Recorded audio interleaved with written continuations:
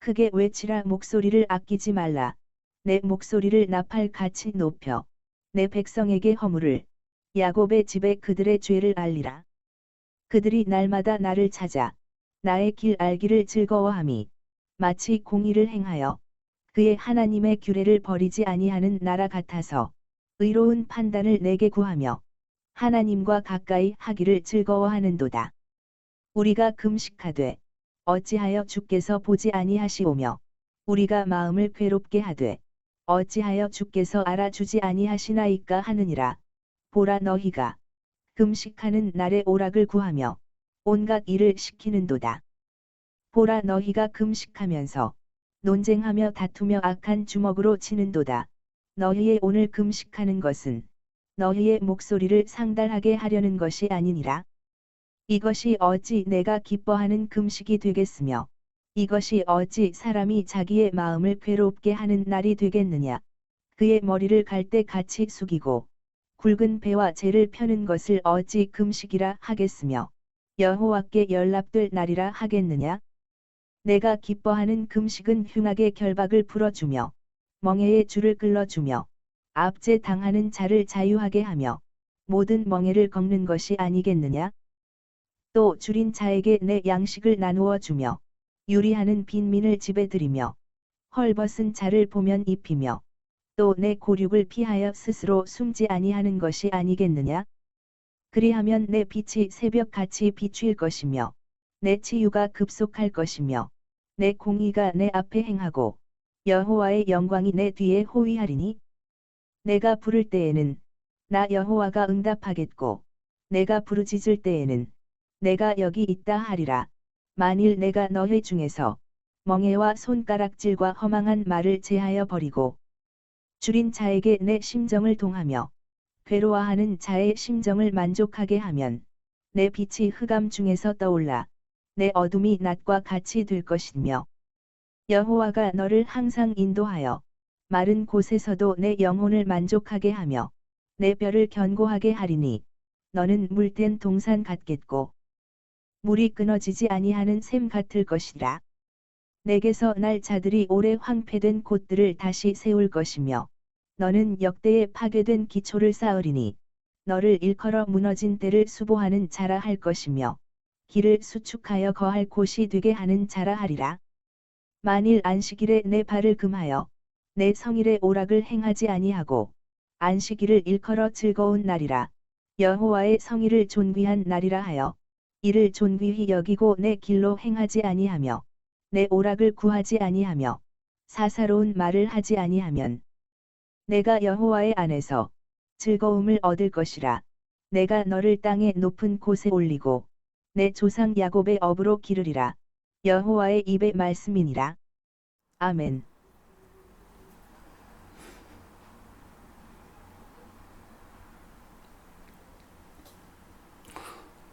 외식과 진심의 봉사를 이사야 58장은 말합니다. 금식이나 안식인에 대하여서 형식적 열심으로 축복을 받지 못함을 명시하고 있는 동시에 당시에 위선한 백성을 경계하고 있습니다. 표면상으로는 열심 있는 신자인 것처럼 보이지만 진심은 그렇지 않다라는 지적인 것입니다. 자, 1절에서 2절은 외식적 열심자의 죄를 말합니다.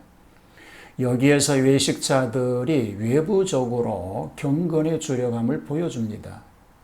날마다라는 말이 그들의 열심을 보여줍니다.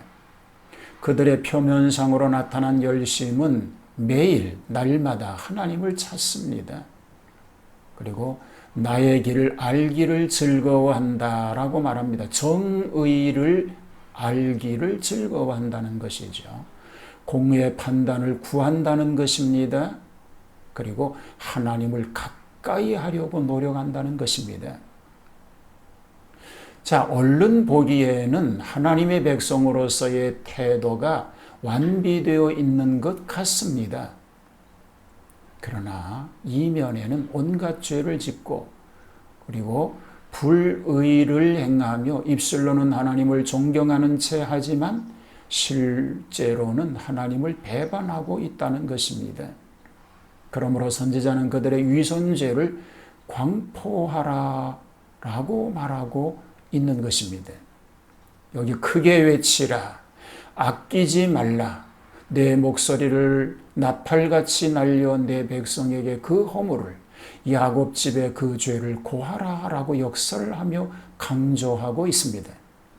외식적인 열심은 하나님께 용납되지 않는다는 것입니다. 3절에서 5절은 거짓된 금식에 대한 말을 하고 있습니다.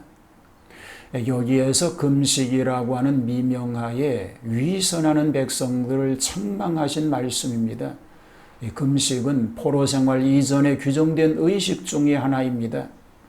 그들은 자기들의 금식을 알아주지도 않는 데 대한 불평을 가지고 있습니다.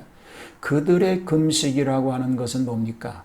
표면에는 금식이지만 이면에는 오락을 일삼고 있었다는 것이지요.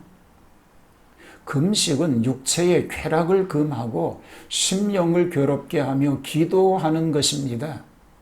그런데 오히려 오락에 빠져 있다는 것입니다. 그리고 금식이라고 하는 미명하에 싸우며 다투고 있다라고 말하고 있습니다. 금식은 규례를 지킴으로 하나님과 사람에게 대한 사랑을 증진시킴이 목적입니다. 그들은 남들을 제압합니다. 온갖 일을 시켜 먹으며 남들과 싸운다고 책망하고 있는 것입니다. 자, 그러면 진짜 금식을 하려면 어떻게 해야 할 것입니까? 허리를 숙이고 겸손과 경건주의를 얘기하는 것입니다. 겸손하여야 된다는 것이죠. 굵은 베옷을 입으라고 말합니다. 죄인의 복장이죠.